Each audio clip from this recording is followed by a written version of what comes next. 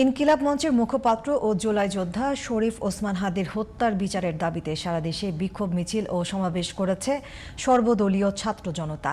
প্রতিনিধিদের পাঠানো তথ্যচিত্রে বিস্তারিত জানাচ্ছেন নাইমুর রহমান।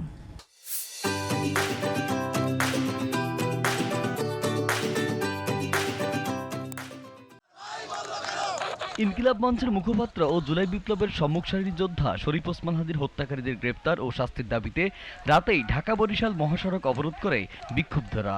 এ সময় সড়কে টায়ার জ্বালিয়ে বিক্ষোভ করে তারা।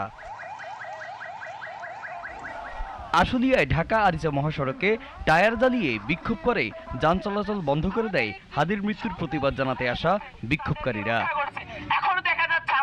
নরসিংদীতেও শরীফ ওসমান হাদির হত্যাকারীদের গ্রেপ্তার ও শাস্তির দাবিতে বিক্ষোভ করেছে স্থানীয়রা। দ্রুত জড়িতদের গ্রেপ্তারের দাবি জানান তারা।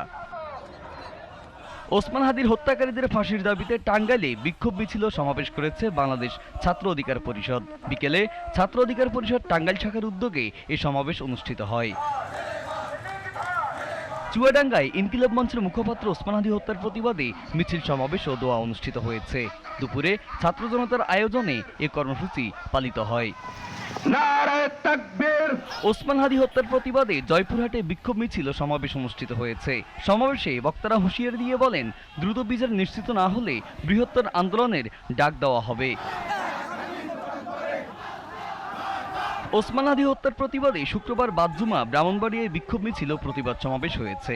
পরে শরীফ ওসমান হাদির রুহের মাগফিরাত কামনা করে দোয়া অনুষ্ঠিত হয়। ইনকিলাব মঞ্চের মুখপাত্র ঢাকা ৮ আসনের স্বতন্ত্র সদস্য প্রার্থী শরীফ ওসমান হাদি হত্যার প্রতিবাদে কিশোরগঞ্জে বিক্ষোভ মিছিল ও সমাবেশ অনুষ্ঠিত হয়েছে।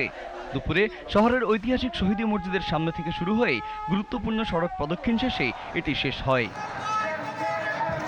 গাইবান্ধায় বিক্ষোভ মিছিল সমাবেশ করে ছাত্র জনতা। এছাড়াও ভাঙচুর করা হয় চাঘাটা আওয়ামী লীগ অফিসে।